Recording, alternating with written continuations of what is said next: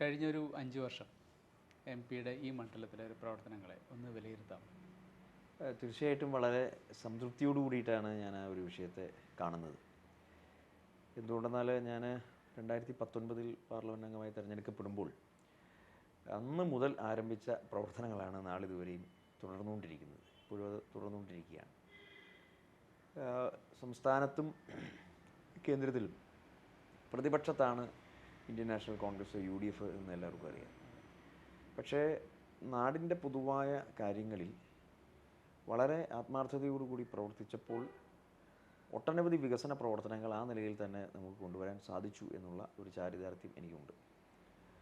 അത് ഓരോ മേഖലകളെടുത്ത് പരിശോധിച്ചാൽ അത് വളരെ വിസിബിളായി നമുക്ക് മനസ്സിലാക്കാൻ കഴിയുന്നതേ ഉള്ളൂ. പ്രധാനമായും അടിസ്ഥാന സൗകര്യ വികസന രംഗത്ത് ഏറ്റവും നിർണായകമായ സ്വാധീനം ചെലുത്തുന്ന അല്ലെങ്കിൽ ആ ഒരു തരത്തിൽ പ്രാധാന്യമുള്ള ഒരു കാര്യമാണ് national highway development. Idukki parliament നിയോജകമണ്ഡലത്തെ സംബന്ധിച്ചിടത്തോളം പ്രധാനപ്പെട്ട 3 ദേശീയപാതകൾ നിലവിൽ നിലനിൽക്കുന്നുണ്ട്.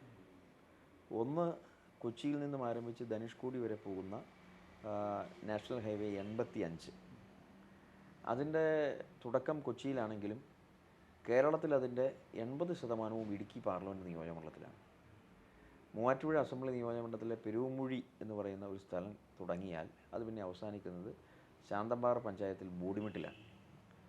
അപ്പോൾ ആ തരത്തിലുള്ള ഒരു പ്രധാനപ്പെട്ട ദേശീയപാത അത് ഭാരത് മാല പദ്ധതിയിലേക്ക് ഉൾക്കൊള്ളിക്കുന്നു എന്നുള്ളതാണ് ഒന്നാമത്തെ ഏറ്റവും പ്രധാനപ്പെട്ട ഒരു കാര്യം.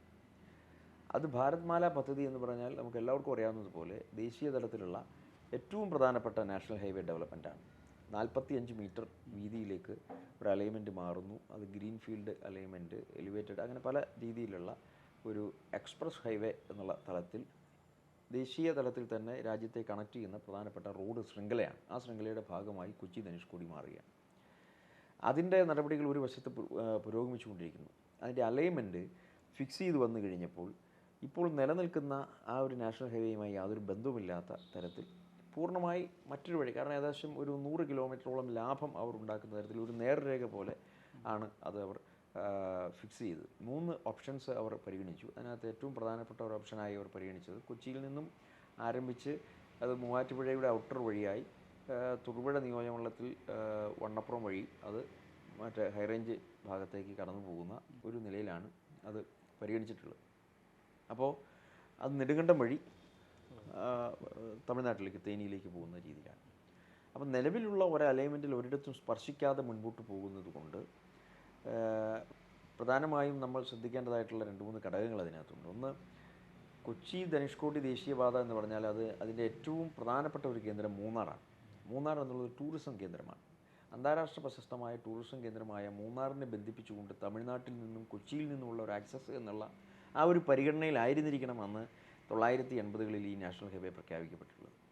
അപ്പോൾ അത് മൂന്നാറിനെ ഒഴിവാക്കിക്കൊണ്ട് അല്ലെങ്കിൽ പ്രധാനപ്പെട്ട ഭാഗങ്ങളെല്ലാം ഒഴിവാക്കിക്കൊണ്ട് നമ്മുടെ തന്നെ നിയോജകമണ്ഡലത്തിലെ മൂവാറ്റുപുഴ ടൗൺ, കോതമംഗലം, അടിമാലി, മൂന്നാർ, ഇങ്ങനെ പ്രധാനപ്പെട്ട എല്ലാ കേന്ദ്രങ്ങളും ഒഴിവാക്കിക്കൊണ്ട് പുതിയ ഒരു അലൈൻമെൻറ്റ് വരുന്നതിൽ നിലവിലുള്ള നാഷണൽ ഹൈവേക്ക് ഒരു ഡെവലപ്മെൻറ്റ് വരുന്നില്ല.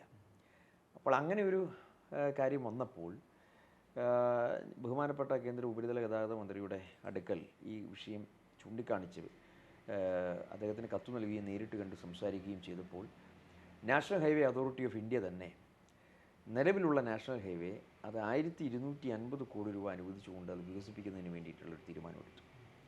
അതിൻ്റെ ടെൻഡർ നടപടികൾ പൂർത്തീകരിച്ച് അതിൻ്റെ വർക്ക് ഇപ്പോൾ സ്റ്റാർട്ട് ചെയ്യുന്ന ഒരു സ്ഥിതിയിലായിട്ടുണ്ട് എന്നുള്ളതാണ് ഒന്നാമത്തെ ഏറ്റവും പ്രധാനപ്പെട്ട ഒരു അച്ചീവ്മെൻറ്റ്.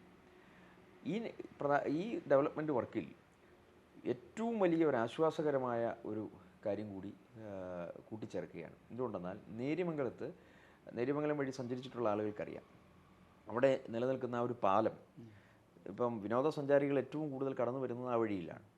അവിടെ വിനോദസഞ്ചാരികൾ ഏറ്റവും കൂടുതൽ കടന്നു വരുന്ന ആ വഴിയിൽ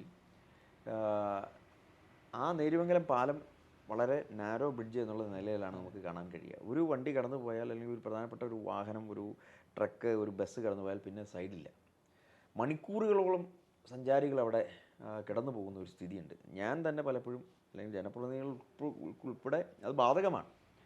അപ്പോൾ ഈ പ്രപ്പോസലിൽ ഏറ്റവും പ്രധാനപ്പെട്ട ഒരു ഡെവലപ്മെൻ്റായിട്ട് നമ്മൾ അവിടെ നേര്യമംഗലത്ത് ഒരു പുതിയ പാലം ഉണ്ടാകണമെന്നുള്ള ആവശ്യം മുന്നോട്ട് വെച്ചു. അത് അനുവദിച്ചു. ഈ നിലവിലുള്ള ദേശീയപാത 1250 കോടി രൂപയുടെ വികസന പ്രവർത്തനങ്ങൾ, അതോടൊപ്പം തന്നെ നേര്യമംഗലത്ത് പുതിയൊരു പാലം എന്നുള്ള ഒരു നിലയിൽ വന്നു. ഇനി NH 185 185 അടിമാലി മുതൽ കുമളി വരെയുള്ള പ്രധാനപ്പെട്ട ദേശീയപാത. ആ ദേശീയപാത എന്ന് പറയുന്നത് 2013 ബഹുമാനായ മുൻ പ്രധാനമന്ത്രി ഡോക്ടർ മൻമോഹൻ സിംഗിൻ്റെ കാലഘട്ടത്തിൽ ബഹുമാനായ മരിച്ചുപോയ നമ്മുടെ എല്ലാം പ്രിയപ്പെട്ട നേതാവായിരുന്ന ശ്രീ PT തോമസ് MP ആയിരുന്ന കാലഘട്ടത്തിൽ അനുവദിച്ച ഒരു ദേശീയപാതയാണ് അടിമാലി മുതൽ കുമളി വരെ. 2014 അതിൻ്റെ ഡിക്ലറേഷൻ വരുന്നത്, പാർലമെൻറ്റ് തെരഞ്ഞെടുപ്പിന് തൊട്ടു മുൻപ്. ഇപ്പോൾ ആ ദേശീയപാതയുടെ ഏറ്റവും നിർണായകമായ ഒരു വികസന ഘട്ടത്തിലേക്ക് കടന്നിരിക്കുകയാണ്.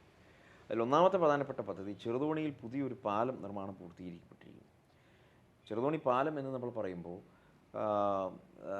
2018 പ്രളയമുണ്ടായപ്പോൾ ഇടുക്കി റിസർവോയറിൽ നിന്നുമുള്ള വാട്ടർ ഫ്ലോ ചെറുതോണി നിലവിലുള്ള പാലത്തിൽ കടന്നു പോകുന്നത് മൂലം അവിടെ 2 പ്രദേശങ്ങൾ ഒറ്റപ്പെട്ടു പോകുന്ന ഒരു സ്ഥിതി ഉണ്ടായിരുന്നു.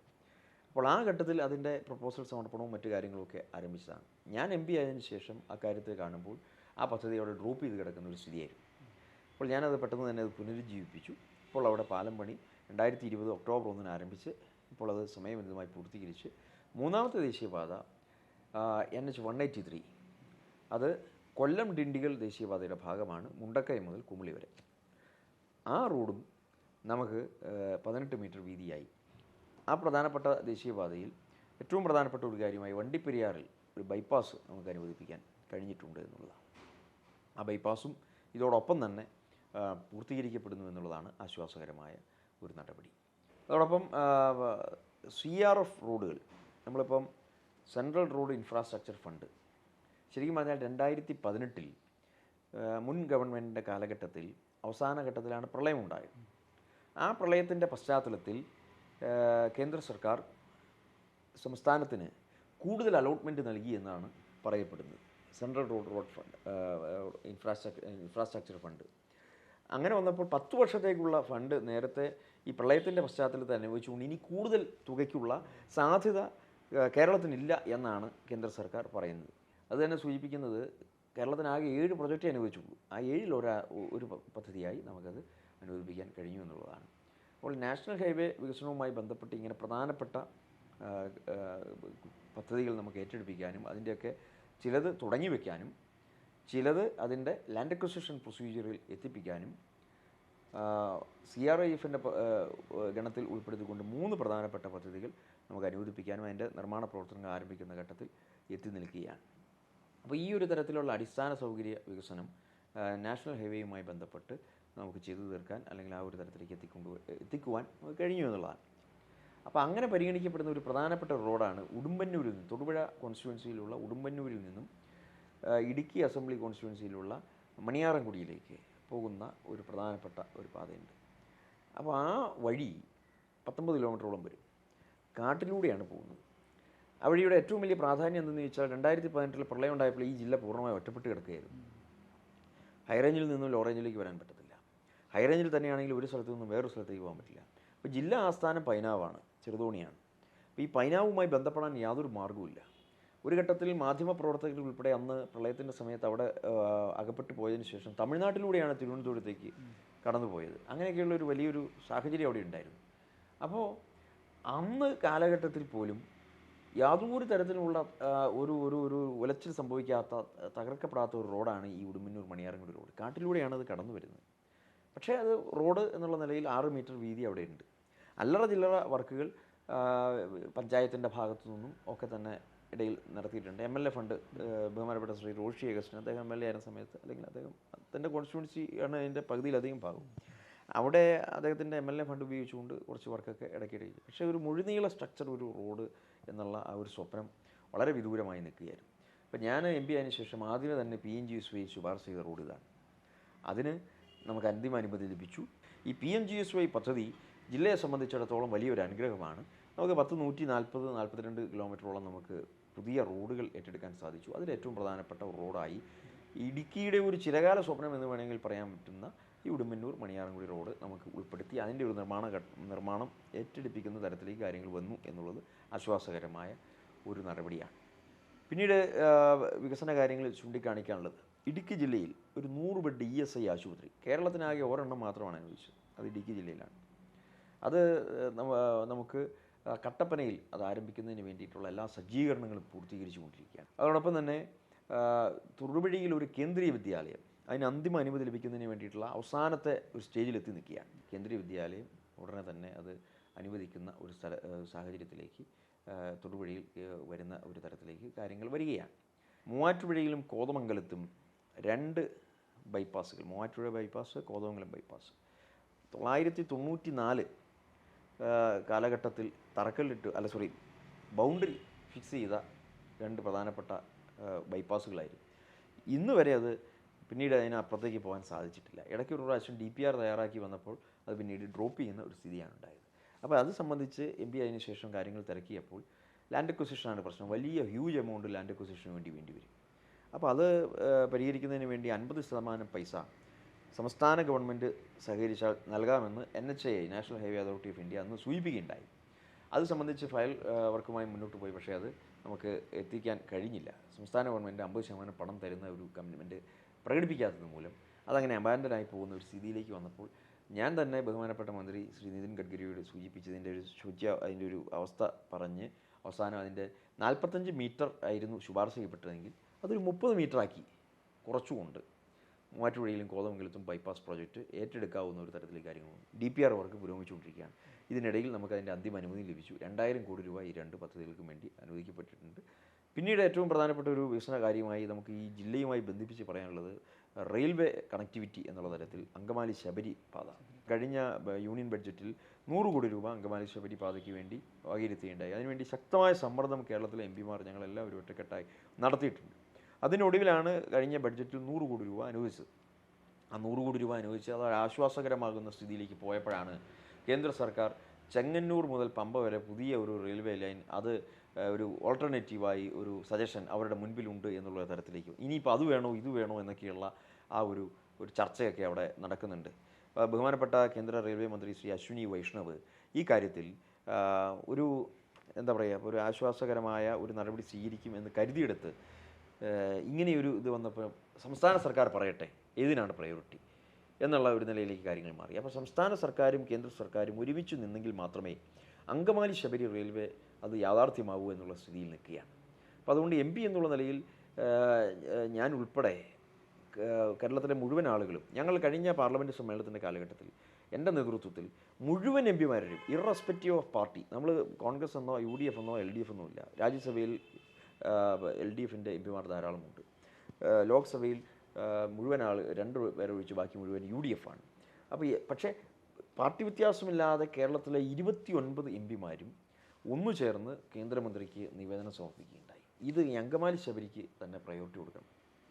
അപ്പോഴും കേന്ദ്രമന്ത്രി പറഞ്ഞു സംസ്ഥാന സർക്കാർ ഇതിൻ്റെ ഒരു പ്രയോറിറ്റി നിശ്ചയിച്ച് പറയട്ടെ. അപ്പോൾ ആ സംസ്ഥാന സർക്കാർ അക്കാര്യത്തിൽ അടിയന്തരമായി ബന്ധപ്പെട്ട് ഈ അങ്കമാലി ശബരി, ബഹുമാനപ്പെട്ട മുഖ്യമന്ത്രി തന്നെ ഇനിഷ്യേറ്റീവ് എടുത്ത് അങ്കമാലി ശബരി റെയിൽവേ പാത എന്ന് വെച്ചാൽ ഇടുക്കി ജില്ലയുമായി ബന്ധിപ്പിക്കുന്ന ആദ്യത്തെ റെയിൽവേ എന്നുള്ള നിലയിൽ ഈ പാതയ്ക്ക് മുഖ്യ പരിഗണന ലഭിക്കുന്നതിന് വേണ്ടിയിട്ടുള്ള നടപടികൾ സ്വീകരിച്ചേ മതിയാകൂ. അതിന് വേണ്ടിയിട്ടുള്ള ഒരു ഇടപെടൽ ഉണ്ടാകണം എന്ന് ബഹുമാനപ്പെട്ട മുഖ്യമന്ത്രിയോട് ഞാൻ പല പ്രാവശ്യം അതിൻ്റെ സംബന്ധിച്ചുള്ള ചർച്ചകളിലും നേരിട്ടുള്ള നിവേദനങ്ങളിലുമൊക്കെ അഭ്യർത്ഥിച്ചിട്ടുണ്ട്. ഈ ചർച്ചയുടെ ഭാഗമായി ഞാൻ ആ കാര്യത്തിൽ ഒരു അഭ്യർത്ഥന മുന്നോട്ട് വയ്ക്കുകയാണ്.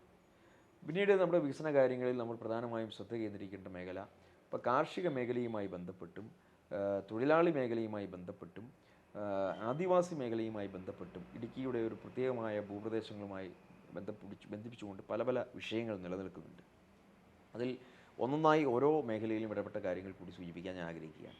അതായത് ഒന്ന്, കാർഷിക മേഖല ഇന്ന് നേരിടുന്ന പ്രശ്നം എന്ന് പറഞ്ഞാൽ വിലത്തകർച്ച, നാണ്യവിളകൾക്ക് വിലയില്ലാത്തതിൻ്റെയും പ്രധാനമായും ആ നിലയിൽ നമ്മൾ വരുന്നത് ഏലം, കുരുമുളക്, കാപ്പി, തേയില ഇങ്ങനെയൊക്കെയുള്ള നമ്മുടെ ജില്ലയുടെ സവിശേഷപരമായിട്ടുള്ള നാണ്യവിളകളുണ്ട്. അതോടൊപ്പം റബ്ബർ.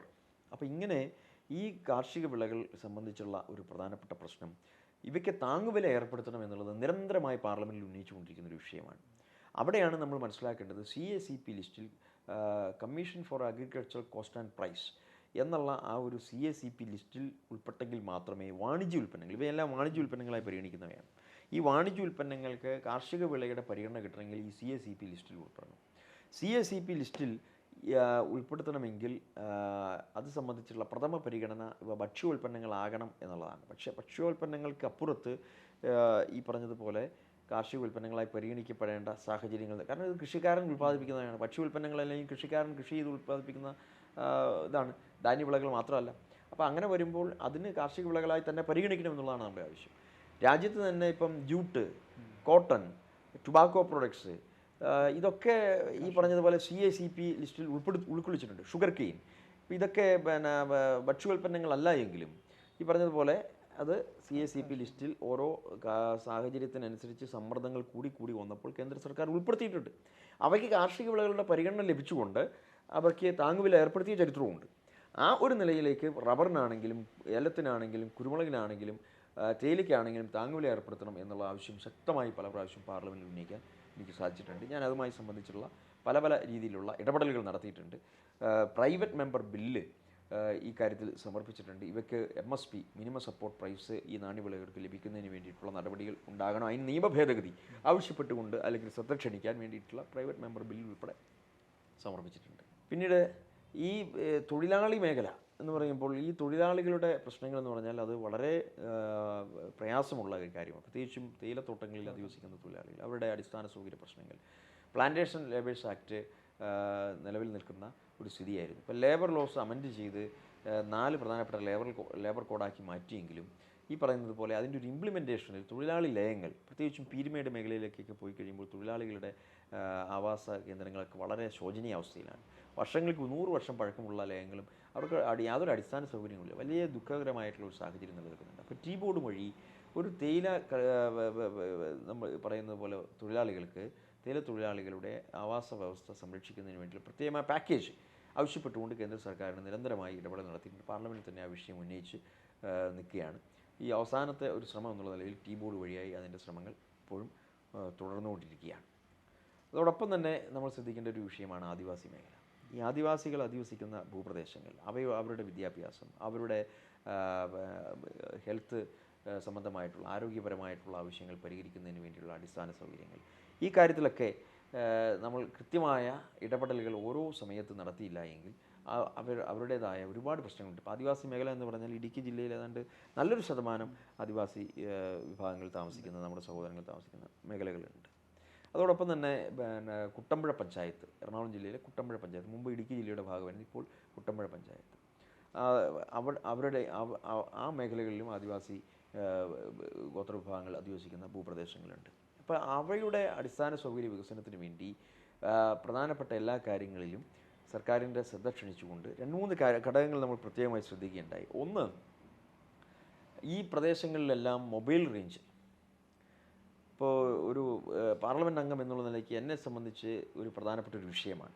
മൊബൈൽ കണക്ടിവിറ്റി ഇന്നത്തെ കാലഘട്ടത്തിൽ ഒരു പൗരാവകാശമായി നമുക്ക് കാണാൻ പറ്റുന്ന ഒരു കാര്യമാണ്. പ്രത്യേകിച്ചും കോവിഡിൻ്റെ ആ ഒരു കാലഘട്ടത്തിലാണ് ആ ഒരു പ്രശ്നം പ്രധാനമായും ഉയർന്നു വന്നത്. അപ്പോൾ ഈ വിഷയം കേന്ദ്ര സർക്കാരിൻ്റെ മുമ്പിൽ ചൂണ്ടിക്കാണിച്ചപ്പോൾ BSNL വലിയ പ്രതിസന്ധിയിലാണ്.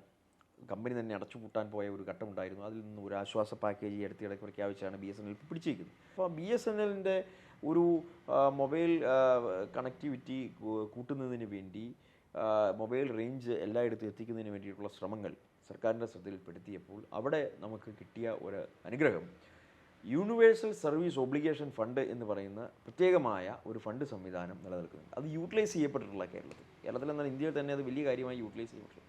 MP എന്നുള്ള നിലയിൽ ആ വിഷയത്തിൽ ഇടപെടാൻ സാധിച്ചു എന്നുള്ളത് ഈ ഘട്ടത്തിൽ എടുത്തു പറയുകയാണ്. അങ്ങനെ വന്നപ്പോൾ കേരളത്തിൽ USO ഫണ്ട് അനുവദിക്കാൻ കേന്ദ്ര ഗവൺമെൻറ് തീരുമാനിക്കുകയാണ്. നമ്മുടെ ഒരു ആവശ്യത്തെ പ്രതിയാണ് ആ ഒരു അനുവാദം കിട്ടുന്നത്. ആ USO ഫണ്ട് അനുവദിച്ചുകൊണ്ട് 2 സ്റ്റെപ്പുകളിലായി നമ്മുടെ ജില്ലയിൽ ഏതാണ്ട് 100-ലധികം വരുന്ന മൊബൈൽ ടവറുകൾ അനുവദിപ്പിക്കാൻ കഴിഞ്ഞു എന്നുള്ളതാണ്. അതിൽ ആദിവാസി മേഖലയ്ക്ക് പ്രഥമ പരിഗണന കൊടുത്തുകൊണ്ട് ഇടുക്കി ജില്ലയിലെയും മുമ്പ് പറഞ്ഞ കുട്ടമ്പുഴ പഞ്ചായത്തിലെ, എറണാകുളം ജില്ലയിലെ കുട്ടമ്പുഴ പഞ്ചായത്തിലെയും ഏതാണ്ട് 100ഓളം കേന്ദ്രങ്ങളിൽ നമുക്ക് പുതിയ മൊബൈൽ ടവറുകൾ അനുവദിപ്പിക്കാൻ കഴിഞ്ഞിട്ടുണ്ട്. അത് തോട്ടം മേഖലയും അതിനുള്ളിൽ കൊണ്ടുവരാൻ പറ്റി. ഒറ്റപ്പെട്ട് കിടക്കുന്ന ഗ്രാമീണ പ്രദേശങ്ങൾ, മൊബൈൽ റേഞ്ചില്ലാത്ത ഗ്രാമീണ പ്രദേശം എന്ന് വെച്ചാൽ 100% ഒരു നെറ്റ്വർക്ക് സംവിധാനം, മൊബൈൽ കണക്ടിവിറ്റി ഈ പാർലമെൻറ്റ് നിയമനത്തിൽ വരുത്തുന്ന ഒരു തരത്തിലേക്ക് കൊണ്ടുവരാൻ പറ്റും. അതിൻ്റെ പല ടവറുകളും ഇപ്പോൾ അതിൻ്റെ ഇൻസ്റ്റലേഷൻ നടപടികൾ പുരോഗമിച്ചുകൊണ്ടിരിക്കുകയാണ്. ഇപ്പോൾ എടമലക്കുടി പഞ്ചായത്ത്, ഈ എടമലക്കുടി പഞ്ചായത്ത് കേരളത്തിലെ നമ്പർ 1 എന്ന് വെച്ചാൽ ഗോത്രവർഗ പഞ്ചായത്ത്, പൂർണ്ണമായും ആദിവാസികൾ മാത്രം താമസിക്കുന്ന പഞ്ചായത്താണ്. ആ പഞ്ചായത്തിൻ്റെ അവിടേക്ക് പോകുമ്പോൾ നമുക്ക് ഒരുപാട് പ്രശ്നങ്ങളുണ്ട്. അടിസ്ഥാന സൗകര്യ വിഷയം, റോഡ് ഇപ്പോഴും സഞ്ചാരയോഗ്യമല്ല, മണിക്കൂറുകൾ നമുക്ക് ജീപ്പിൽ പോകേണ്ട ഒരു സ്ഥിതിയുണ്ട്. അപ്പോൾ പുറം ലോകവുമായി വലിയ ബന്ധപ്പെടലൊന്നുമില്ല. അപ്പോൾ ആ ഒരു പഞ്ചായത്തിൻ്റെ ഏറ്റവും അവിടുത്തെ കുട്ടികളുടെ വിദ്യാഭ്യാസം, ആ വിഷയത്തിൽ ഇടപെടാൻ തീരുമാനിച്ചു. അവിടെ ആകെ ഉണ്ടായിരുന്നത് ഒരു LP സ്കൂളാണ്. ഈ LP സ്കൂളെന്ന് പറഞ്ഞാൽ അതിൻ്റെ ഒരവസ്ഥ വളരെ ശോചനീയമായിരുന്നു. ആകെ 4 ക്ലാസ് മുറികളുണ്ട്. ആ 4 ക്ലാസ് മുറികളിൽ ഓഫീസ് റൂം കഴിഞ്ഞാൽ ഒരു മുറിയാണ് ബാക്കി അധ്യാപകർ താമസിക്കാൻ പോലുള്ള സൗകര്യമുള്ളത്. ബാക്കി വരുന്ന കുട്ടികൾ, ആ കുട്ടികൾ ഒരു ക്ലാസ്സിൽ 2 സ്റ്റാൻഡേർഡാണ്. 1-ാം ക്ലാസ്സുകാർ ഈ സൈഡിലിരിക്കും, 2-ാം ക്ലാസ്സുകാർ ഈ മറ്റൊരു വശത്തിരിക്കും. അപ്പോൾ അധ്യാപകൻ ഇവിടെ പോയിട്ട് അവിടെ പോകും. ഇങ്ങനെയൊക്കെയുള്ള ഒരു രീതിയാണ്. അധ്യാപകർ തന്നെ അവിടെ താമസിക്കാനുള്ള സൗകര്യമോ ഒന്നുമില്ല. വനത്തിനുള്ളിലാണ്. അപ്പോൾ അത്രയും ദുർഘടമാണ്. അപ്പം അങ്ങനെ വന്നപ്പോൾ അവിടെ ഒരു സ്കൂള് എങ്ങനെയും കെട്ടിപ്പോക്കണമെന്നുള്ള ഒരു തരത്തിൽ കാര്യങ്ങൾ. അപ്പോൾ ആ സമയത്തായിരുന്നു MP ഫണ്ട്, ഞാൻ എൻ്റെ ST ഫണ്ടിൽ നിന്നും പൂർണ്ണമായ പൈസ സ്കൂൾ ബിൽഡിംഗ് പണിയാൻ വേണ്ടി അനുവദിച്ച് കൊടുക്കുകയായിരുന്നു. പക്ഷേ അന്നേരത്തെ MP ഫണ്ട് കട്ട് ചെയ്തു. കോവിഡിൻ്റെ പശ്ചാത്തലത്തിൽ പൂർണ്ണമായും മരവിപ്പിച്ചു. പൈസ കൊടുക്കാൻ റിലീസ് ചെയ്യാൻ പറ്റാത്ത സ്ഥിതി വന്നു. അപ്പോൾ അങ്ങനെ ഒരു പശ്ചാത്തലത്തിൽ ഞാൻ കൊച്ചിൻ ഷിപ്പ്യാർഡിനെ സമീപിച്ചു. കൊച്ചിൻ ഷിപ്പ്യാർഡ് ആ പ്രൊജക്റ്റ് ഏറ്റെടുത്തു. അവിടെ ഇപ്പം സ്കൂള് കെട്ടിടം പൂർത്തീകരിച്ചുകൊണ്ടിരിക്കുകയാണ്. അതിൻ്റെ അന്തിമഘട്ടത്തിലെത്തിയിരിക്കുകയാണ്. അത് നമുക്ക് അതിന് വഴി നമുക്ക് കിട്ടിയിട്ടുള്ള ഒരു വലിയൊരു അനുഗ്രഹമാണ്. എടമൽക്കുടി പഞ്ചായത്തിൽ ഒരു സ്കൂൾ ബിൽഡിങ് പണി പൂർത്തീകരിച്ചു. 4 സ്റ്റാൻഡേർഡ് വരെ ഇപ്പോൾ ഉള്ളൂ. പക്ഷേ അവിടെ 7-ാം ക്ലാസ് വരെ കുട്ടികൾ പഠിക്കുന്നുണ്ട്. ഈ പറഞ്ഞതുപോലെ, ഞാൻ മുമ്പ് പറഞ്ഞ പോലെ 1-ാം ക്ലാസ് ഇവിടെ, 2-ാം ക്ലാസ് ഇവിടെ, 3-ാം ക്ലാസ്, അങ്ങനെ 7-ാം ക്ലാസ് വരെയുള്ള കുട്ടികൾ ഇവിടെയുണ്ട്. പക്ഷേ നമ്മളിപ്പോൾ ഈ പുതിയ ബിൽഡിംഗ് പണിയുന്നതോടുകൂടി 7-ാം ക്ലാസ് വരെ 7 ക്ലാസ് മുറികളും ഒരു ടീച്ചേഴ്സ് റൂമും ഒക്കെയുള്ള വിശാലമായ സൗകര്യത്തോടു കൂടിയ ഒരു സ്കൂൾ ബിൽഡിംഗ് അവിടെ പണി പൂർത്തീകരിക്കപ്പെട്ടുകൊണ്ടിരിക്കുകയാണ്. അപ്പോൾ ഷിപ്പ്യാർഡാണ് ആ കാര്യത്തിൽ നമുക്ക് പണം നൽകി സഹായിച്ചിട്ടുള്ളത്.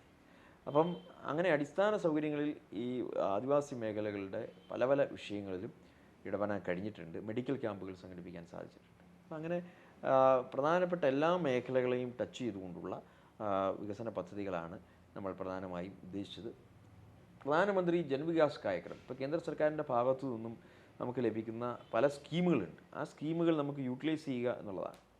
അതിനുവേണ്ടി പ്രത്യേകമായ ശ്രദ്ധ കൊടുത്തപ്പോൾ നമുക്ക് ജില്ലയ്ക്ക് പാർലമെൻറ്റ് മണ്ഡലത്തിന് കുറേ അനുഗ്രഹപ്രദമായിട്ടുള്ള പദ്ധതികൾ കിട്ടി. പ്രധാനമന്ത്രി ജൻവികാസ് കാര്യക്രം ന്യൂനപക്ഷ കേന്ദ്രീകൃതമായ മേഖലകളിൽ കേന്ദ്ര സർക്കാരിൻ്റെ 60% ഫണ്ട് അനുവദിച്ചുകൊണ്ടുള്ള പദ്ധതികളാണ്. ആ പദ്ധതിയുടെ പേരിൽ നമുക്ക് തൊടുപുഴ അസംബ്ലിയിൽ വെള്ളിയാമറ്റം പഞ്ചായത്തിൽ ഒരു സദ്ഭാവന സ്മൃതി മണ്ഡപം എന്നുള്ള നിലയിൽ ഒരു വലിയൊരു പദ്ധതി നമുക്ക് അനുവദിപ്പിക്കാൻ കഴിഞ്ഞിട്ടുണ്ട്. അതിൻ്റെ അന്തിമഘട്ടത്തിലെത്തി നിൽക്കുകയാണ്. നെടുങ്കണ്ടം ബ്ലോക്ക് പഞ്ചായത്തിൻ്റെ കീഴിൽ ഇതേ സദ്ഭാവന സ്മൃതി മണ്ഡപം നമുക്ക് അനുവദിപ്പിക്കാൻ കഴിഞ്ഞു. രാജാക്കാട് അവിടെ സമർപ്പിക്കപ്പെട്ട പ്രപ്പോസൽ, അവിടുത്തെ ആശുപത്രിക്ക് വേണ്ടി ഒരു വനിതാ വാർഡ് കൺസ്ട്രക്ട് ചെയ്യുന്നതിന് 1 കോടി രൂപയുടെ ഒരു പ്രൊജക്റ്റാണ്. ആ പ്രൊജക്റ്റിന് അന്തിമ അനുമതി ലഭ്യമാക്കാൻ കഴിഞ്ഞിട്ടുണ്ട്. ഇപ്പോൾ പുതിയ പ്രപ്പോസൽ സമർപ്പിക്കുന്ന ഘട്ടത്തിൽ തൊടുപുഴയിൽ തന്നെ ഇളന്തേശം ബ്ലോക്ക് പഞ്ചായത്തിന് കീഴിൽ ഒരു വലിയ വിശാലമായ ഒരു മൾട്ടിപർപ്പസ് ഗ്രൗണ്ട്, 2-3 കോടി രൂപ മുതൽ മുടക്കുള്ള ഗ്രൗണ്ട് ഈ പദ്ധതിയിൽ നമുക്ക് അത് ഡൽഹിയിലേക്ക് അന്തിമ സാങ്ഷൻ കിട്ടുന്നതിന് വേണ്ടി അനുവദിക്കുകയാണ്. അവിടെ അടിമാലിയിൽ അവിടുത്തെ പ്രധാനപ്പെട്ട സ്കൂളുകൾക്കെല്ലാം സ്മാർട്ട് ക്ലാസ് റൂം എന്നുള്ള ഒരു സങ്കല്പത്തിലുള്ള ഒരു പദ്ധതി അടിമാലി മേഖലയിൽ അടിമാലി ബ്ലോക്ക് പഞ്ചായത്തിന് കീഴിൽ സമർപ്പിക്കപ്പെട്ടത്. അതിന് കേരളത്തിൽ നിന്നും അനുമതി ലഭിച്ചു. ഇനി കേന്ദ്രത്തിലേക്ക് അന്തിമ അനുമതിക്ക് വേണ്ടി പോയിരിക്കുകയാണ്. പിന്നീട് പ്രധാനമന്ത്രി ആദർശ് ഗ്രാം യോജന എന്ന് പറയുന്നൊരു പദ്ധതിയുണ്ട്. എന്ന് വെച്ചാൽ പൂർണ്ണമായി 50% ആദിവാസി സമൂഹത്തിൽപ്പെട്ട പോപ്പുലേഷൻ ആയിരിക്കണം ഒരു വില്ലേജിൽ. അപ്പോൾ അങ്ങനെ വന്നു കഴിഞ്ഞപ്പോൾ ആകെ ഒരു ആദിവാസി കോളനി മാത്രമേ ആ ഒരു ഗണത്തിൽപ്പെട്ടു. പക്ഷേ എന്നിരുന്നാലും അത് നമുക്ക് ഉൾക്കൊള്ളിക്കാൻ കഴിഞ്ഞു. മാപ്പാറ എന്ന് പറയുന്ന ഒരു ആദിവാസി വില്ലേജ് ആ ഒരു പദ്ധതിയിൽ ഉൾക്കൊള്ളിക്കാൻ കഴിഞ്ഞു. അതിൻ്റെ പ്രൊജക്റ്റുകൾ അവിടെ അന്തിമഘട്ടത്തിലെത്തി നിൽക്കുന്നു. പ്രധാനമന്ത്രി ആദർശ് ഗ്രാം യോജന എന്ന് പറയുന്ന ഒരു പദ്ധതിയുണ്ട്. അത് 50% SC കാറ്റഗറി ആളുകൾ വരുന്ന വില്ലേജ്. അതും നമ്മൾ നോക്കി കഴിയുമ്പോൾ SC പോപ്പുലേഷൻ ഒത്തിരി ഉണ്ട്. പക്ഷേ ഒരു വില്ലേജിൽ 50% വരുമോ എന്ന് ചോദിച്ചാൽ കേരളത്തിൽ തന്നെ വളരെ വിരളമായിരിക്കും. നമ്മുടെ ജില്ലയിൽ അങ്ങനെ നോക്കി കഴിയുമ്പോൾ 2 വില്ലേജുകൾ മാത്രമാണ്. അത് ഒന്ന് മൂന്നാർ KDH കണ്ണന്തേവൻ ഹിൽസ്, പിന്നീട് ദേവികുളം, ഇങ്ങനെ 2 വില്ലേജുകൾ വന്നു. ആ 2 വില്ലേജുകളും പ്രധാനമന്ത്രി ആദർശ് ഗ്രാമ യോജനയിൽ ഉൾപ്പെടുത്തിക്കൊണ്ട് അവിടെ കുടിവെള്ള പദ്ധതികളും മറ്റു കാര്യങ്ങളൊക്കെ ക്രമപ്പെടുത്തിക്കൊണ്ടിരിക്കുകയാണ്. അപ്പോൾ ഇങ്ങനെ ആ ഒരു തരത്തിലുള്ള ഗ്രാമീണ വികസനവും പ്രാദേശിക തലങ്ങളിൽ പല പല തരത്തിലുള്ള കാര്യങ്ങളൊക്കെ ചെയ്തുകൊണ്ടിരിക്കുന്നു. അപ്പം അത് നല്ല നിലയിൽ ഈ വികസന പദ്ധതികൾ ക്രോഡീകരിച്ചുകൊണ്ട് ഒരു മുന്നേറ്റം സാധ്യമാക്കാൻ നമുക്ക് കഴിയുന്നു എന്നുള്ളതാണ് ഈ ഘട്ടത്തിൽ ഇത് സംബന്ധിച്ച് പറയാനുള്ളത്. MP ഫണ്ടിൻ്റെ വിനിയോഗം എത്രത്തോളം? MP ഫണ്ട് നമ്മൾ മനസ്സിലാക്കേണ്ട ഒരു യാഥാർത്ഥ്യം, നമുക്ക് ആദ്യത്തെ വർഷം 5 കോടി രൂപ, രണ്ടാമത്തെ വർഷവും മൂന്നാമത്തെ വർഷവും നമുക്ക് പൈസ ലഭിക്കുന്നില്ല. അവസാനം ഒരു 2 കോടി രൂപ അഡീഷണൽ അന്ന് അനുവദിച്ചു. അപ്പോൾ അങ്ങനെ 5 2 7, പിന്നീട് വരുന്ന 2 സാമ്പത്തിക വർഷം 5 കോടിയും പിന്നീട് 5 കോടി, 10 കോടി, മൊത്തത്തിൽ 17 കോടി രൂപയുടെ അലോട്ട്മെൻറ്റാണ് ഒരു MP ക്ക് ഈ ടെന്യൂറിൽ നമുക്ക് കിട്ടുന്നത്. അതിൻ്റെ പ്രപ്പോസൽസ് 100%, 150% ഇപ്പോൾ കൊടുത്തു കഴിഞ്ഞിരിക്കുന്നു. ഇപ്പോൾ നമ്മുടെ പ്രാദേശിക വികസനമായതുകൊണ്ട് പലതരത്തിലുള്ള ഹഡിൽസ് ഈ കാര്യത്തിലെല്ലാം ഉണ്ട്. പല പദ്ധതികൾക്കും ഫോറസ്റ്റ് സാങ്ഷൻ വേണം, പല പദ്ധതികൾക്കും ഫീസിബിലിറ്റി ക്ലിയറൻസ് മറ്റ് പല മേഖലകളെ പോലെ അത്ര എളുപ്പമുള്ളൊരു കാര്യമല്ല. പ്രധാനമായും റോഡുകൾ, പ്രധാനമായും പിന്നെ ഇത് അങ്ങനെയൊക്കെയുള്ള ഒരു പ്രപ്പോസൽ സമർപ്പണമായി എല്ലാം 100% പ്രപ്പോസൽസ് കൊടുത്തിട്ടുണ്ട്. ഏകദേശം 5 കോടി രൂപയോളം നമുക്ക് അതിൻ്റെ എക്സ്പെൻഡിച്ചറിലേക്ക് വരുന്നു. ഇപ്പം നമുക്ക് അലോട്ട് ചെയ്തിരിക്കുന്നത് 7 കോടി രൂപയാണ് നമ്മുടെ കൈവശം ഇപ്പോൾ നമുക്ക് അലോട്ട് ചെയ്തിരിക്കുന്നത്. പക്ഷേ ബാക്കി പണം നമുക്ക് കിട്ടും. അപ്പോൾ അത്രയും വേണ്ടിയിട്ടുള്ള 17 കോടി രൂപയ്ക്ക് വേണ്ടിയിട്ടുള്ള AS നമുക്ക് കൊടുക്കാം. ആ AS എല്ലാം ഏകദേശം പൂർത്തീകരിച്ചിരിക്കുന്നു. അത് 100% എക്സ്പെൻഡിച്ചറിലേക്ക് നമുക്ക് ഒരുപക്ഷേ ഈ ടെന്യൂറിൽ നമുക്ക് വന്നുകൊള്ളുന്നില്ല. പക്ഷേ പൂർണ്ണമായും നമുക്ക് AS കൊടുത്ത് അത് ആ പദ്ധതികൾ മുടങ്ങിപ്പോകാതെ, ഒരു പദ്ധതി പോലും മുടങ്ങിപ്പോകാതെ എല്ലാ പദ്ധതിയും നമുക്ക് 100% പൂർത്തീകരിക്കാൻ സാധിക്കുമെന്ന തരത്തിലേക്ക് നമുക്ക് കാര്യങ്ങൾ കൊണ്ടുപോകാൻ പറ്റുമെന്നുള്ളതാണ് അതിനെ സംബന്ധിച്ച് സൂചിപ്പിക്കാനുള്ളത്. പാർലമെൻറ്റിൽ പെർഫോമൻസ് എന്തൊക്കെയായിരുന്നു? പ്രധാനപ്പെട്ട അവസരങ്ങൾ എന്ന് പറഞ്ഞാൽ പൊതുകാര്യങ്ങൾ ചർച്ച ചെയ്യുന്നതിന് വേണ്ടി ഉന്നയിക്കുന്നതിന് വേണ്ടിയുള്ള അവസരങ്ങൾ 0 ഓവറിലാണ് ലഭിക്കുന്നത്. പിന്നീട് റൂൾ 377 അനുസരിച്ച് നമുക്കൊരു സബ്മിഷൻ അവതരിപ്പിക്കാനുള്ള സാഹചര്യമുണ്ട്. അപ്പം ഈ 0 ഓവറിൻ്റെ സാധ്യതകളും റൂൾ 377ൻ്റെ സാധ്യതകളും ഉപയോഗിച്ചുകൊണ്ട് ഒരുമാതിരിപ്പെട്ട എല്ലാ ജനകീയ വിഷയങ്ങളും പാർലമെൻറ്റിൽ ഉന്നയിക്കാൻ സാധിച്ചു എന്നുള്ളതാണ്. നമ്മുടെ ജില്ലയുടെ ഏറ്റവും പ്രധാനപ്പെട്ട ഒരു ആവശ്യം എന്നുള്ളത് കസ്തൂരിരംഗ റിപ്പോർട്ടുമായി അതിനെ തുടർന്ന് വന്നിട്ടുള്ള അന്തിമ വിജ്ഞാപനം ഉൾപ്പെടെയുള്ള പ്രശ്നങ്ങൾ. ഇപ്പോൾ ജനവാസ കേന്ദ്രങ്ങളും കൃഷി സ്ഥലങ്ങളും തോട്ടങ്ങളും നമ്മളെ സംബന്ധിച്ചിടത്തോളം ESIയിൽ നിന്ന് ഒഴിവാക്കുക എന്നുള്ളതായിരുന്നു കേരളത്തിൻ്റെ നിലപാട്. അന്ന് കസ്തൂരിരംഗൻ റിപ്പോർട്ട് വന്നപ്പോൾ, മാധവ് ഗാഡ്ഗിൽ റിപ്പോർട്ടിനെ തുടർന്നാണ് കസ്തൂരിരംഗൻ റിപ്പോർട്ട് വരുന്നത്. ആ റിപ്പോർട്ട് വന്നപ്പോൾ ജനവാസ കേന്ദ്രങ്ങളും കൃഷി സ്ഥലങ്ങളും തോട്ടങ്ങളും ഒക്കെ ഉൾപ്പെടെ ഈ ESIയിൽ ഉൾപ്പെട്ടു പോകുന്ന ഒരു സ്ഥിതി ഉണ്ടായിരുന്നു. 13,000 ചില്ലുവാൻ സ്ക്വയർ കിലോമീറ്ററാണ് കേരളത്തിൻ്റെ ESI ആയി ഡോക്ടർ കസ്തൂരിരംഗൻ ശുപാർശ ചെയ്തു. അന്നത്തെ UDF ഗവൺമെൻറ്, ഉമ്മൻചാണ്ടി സാറിൻ്റെ നേതൃത്വത്തിലുള്ള ഗവൺമെൻറ് അതിനകത്ത് ഉമ്മൻ കമ്മീഷനെ നിയോഗിച്ചുകൊണ്ട് ജനവാസ കേന്ദ്രങ്ങളും കൃഷി സ്ഥലങ്ങളും തോട്ടങ്ങളും പൂർണ്ണമായി ഒഴിവാക്കി. ഇടുക്കി ജില്ലയിൽ തന്നെ 47 വില്ലേജുകളായിരുന്നു പൂർണ്ണമായി ESIക്കകത്ത് വരുന്നത്. അവയിൽ നിന്നും ഈ പറഞ്ഞതുപോലെ ഈ ഭാഗങ്ങളെല്ലാം ഒഴിവാക്കി 9,993.3 സ്ക്വയർ കിലോമീറ്ററാണ് കേരളത്തിൻ്റെ ESI. കേരളത്തിൻ്റെ വനവിസ്തൃതി എന്ന് പറയുന്നത് 9,100 സ്ക്വയർ കിലോമീറ്ററാണ്. പ്ലസ് ഏകദേശം ഒരു 800 സ്ക്വയർ കിലോമീറ്റർ കൂടി അത് ജലാശയങ്ങളും പാറക്കെട്ടുകളും ഉൾപ്പെടെ ESI ആയിട്ടാണ് അന്നത്തെ ഗവൺമെൻറ് ശുപാർശ ചെയ്തത്. പക്ഷേ ജനവാസ കേന്ദ്രങ്ങളും കൃഷി സ്ഥലങ്ങളും 100% ഈ ESIക്കകത്ത് ഉൾക്കൊള്ളുന്നില്ല. അപ്പോൾ അങ്ങനെ കേന്ദ്രത്തിന് അന്ന് 2014 ശുപാർശ കൊടുത്ത് ഫസ്റ്റ് ഡ്രാഫ്റ്റ് നോട്ടിഫിക്കേഷൻ അന്ന് വന്നതാണ്. ഇപ്പോൾ ഏകദേശം 10 വർഷമാറായി. ആ ഫസ്റ്റ് ഡ്രാഫ്റ്റ് നോട്ടിഫിക്കേഷൻ തന്നെയാണ് ഇപ്പോഴും അത് നിലനിൽക്കുന്നത്. പല റീപബ്ലിഷ്മെൻറ്റ് നടന്നിട്ടുണ്ടെങ്കിലും ആ കണ്ടൻറ്റ് സെയിമാണ്. അപ്പോൾ ആ ഒരു നിലയിലാണ് കേരളത്തിൻ്റെ ആ വിഷയം നിൽക്കുന്നത്. അപ്പോൾ ആ പ്രശ്നം പല പ്രാവശ്യം ഉന്നയിച്ചുകൊണ്ട് 0 ഓവർ സബ്മിഷനിലൂടെയും മന്ത്രിയെ കണ്ടും 377 ഒക്കെ നമുക്ക് ഉന്നയിക്കാൻ സാധിച്ചിട്ടുണ്ട്. അപ്പോൾ അതിനകത്ത് നമ്മുടെ ആവശ്യം പുതിയ ഒരു അന്തിമ വിജ്ഞാപനമാണ് വേണ്ടത്. പക്ഷേ അത് രാജ്യം മുഴുവൻ ഒരുമിച്ചാണ് വരേണ്ടത് കൺസെപ്റ്റ് വെച്ച്. പക്ഷേ അത് പല സംസ്ഥാനങ്ങളും സഹകരിക്കുന്നില്ല. ഇപ്പോൾ കർണാടക സഹകരിക്കുന്നില്ല, മഹാരാഷ്ട്ര സഹകരിക്കും, അങ്ങനെ പല വിഷയങ്ങളാണ്. അപ്പോൾ കേരളത്തിന് വേണ്ടി ഒരു അന്തിമ വിജ്ഞാപനം പുറപ്പെടുവിച്ച് 10 വർഷമായി ഈ വിഷയം പരിഹരിക്കണമെന്നുള്ളൊരു ആവശ്യം പ്രധാനപ്പെട്ടതാണ്. അതുന്നയിച്ചുകൊണ്ട് കേന്ദ്ര സർക്കാരിന് പല പ്രാവശ്യം സമീപിച്ചിട്ടുണ്ട്. പാർലമെൻറ്റിൽ തന്നെ ആ വിഷയം ഉന്നയിച്ചിട്ടുണ്ട്. അപ്പം അങ്ങനെ പല വിഷയങ്ങളും നമ്മൾ ഇപ്പോൾ വിലക്കുറവിൻ്റെ കാര്യങ്ങൾ, കാർഷിക വില തകർച്ച, വിലക്കയറ്റത്തിൻ്റെ വിഷയങ്ങൾ, ഇങ്ങനെ ഒരുപാട് പ്രശ്നങ്ങൾ നമ്മൾ പാർലമെൻറ്റിൽ ഉയർത്തിക്കൊണ്ടുവരാൻ സാധിച്ചു. പിന്നെ ചർച്ചകളിൽ പങ്കെടുക്കുന്ന അവസരങ്ങൾ എന്ന് പറഞ്ഞാൽ പാർട്ടിക്കാണ് സമയം അനുവദിക്കുന്നത്, പാർട്ടിയാണ് നിശ്ചയിക്കുന്നത് ആരൊക്കെ പങ്കെടുക്കണമെന്ന്. ഇപ്പോൾ കോൺഗ്രസ് പാർട്ടിക്ക് 52 മെമ്പർമാരുണ്ട്. ആ 52 മെമ്പർമാരിൽ സമയം നിശ്ചയിക്കുന്നത് പാർട്ടി നേതൃത്വമാണ്. അപ്പോൾ അതിനനുസരിച്ചുള്ള ഒരു നല്ലൊരു പരിഗണന പാർട്ടിയുടെ ഭാഗത്തു നിന്നും എനിക്ക് ലഭിച്ചിട്ടുണ്ട്. ഞാൻ അങ്ങനെയുള്ള പ്രധാനപ്പെട്ട ചർച്ചകളിലെല്ലാം ഞാൻ പങ്കെടുത്തിട്ടുണ്ട്. എൻ്റെ പാർലമെൻ്ററി ജീവിതത്തിലെ ഏറ്റവും പ്രധാനപ്പെട്ട 2 അനുഭവങ്ങളായി എനിക്ക് ഉള്ളത്, ഒന്ന് ഈ പറഞ്ഞതുപോലെ കാർഷിക ബില്ല്, ഏറ്റവും പ്രധാനപ്പെട്ട കാർഷിക ബില്ല്. ആ കാർഷിക ബില്ല് സർക്കാർ പിൻവലിച്ചു. ഏറ്റവും കൂടുതൽ പ്രതിഷേധം രാജ്യത്തുണ്ടായ കാർഷിക ബില്ല്. ആ കാർഷിക ബില്ലിൽ നിരാകരണ പ്രമേയം അവതരിപ്പിച്ച് സംസാരിക്കാൻ അവസരം കിട്ടിയത് എനിക്കാണ്. അപ്പോൾ ഞാനായിരുന്നു അന്ന് പ്രതിപക്ഷത്തിൻ്റെ ഭാഗത്തു നിന്നും ആ നിരാകരണ പ്രമേയം അവതരിപ്പിച്ചത് എന്നുള്ളത് ഒരു പ്രധാനപ്പെട്ട ഒരു കാര്യമായി ഞാൻ കരുതുകയാണ്. അതോടൊപ്പം തന്നെ പ്രൈവറ്റ് മെമ്പർ ബില്ലുകൾ, ജനകീയ പ്രശ്നങ്ങൾ പ്രൈവറ്റ് മെമ്പർ ബില്ലുകളായി അവതരിപ്പിച്ച് ഇപ്പോൾ ഏതാണ്ട് 12ഓളം പ്രൈവറ്റ് മെമ്പർ ബില്ല് ഞാൻ അവതരിപ്പിച്ചിട്ടുണ്ട്. ഓരോ പാർലമെൻറ്റ് സമ്മേളനങ്ങളും വലിയ സമരങ്ങൾക്ക് വേദികളായിട്ടുണ്ട്. ഇതിനിടയിൽ സസ്പെൻഷനിലാകേണ്ടിയും വന്നിട്ടുണ്ട്. അപ്പോൾ ഇങ്ങനെയൊക്കെയുള്ള അനുഭവങ്ങളാണ് പാർലമെൻറ്റിൻ്റെ ഒരു കഴിഞ്ഞ 4.5 വർഷക്കാലത്തെ അനുഭവത്തിൽ നിന്നും നമുക്ക് സൂചിപ്പിക്കാനുള്ളത്. ലഭ്യമായ മുഴുവൻ അവസരങ്ങളും നാട്ടിലെ ജനങ്ങൾക്ക് വേണ്ടി അവിടെ ചെലവഴിക്കാൻ സാധിച്ചു.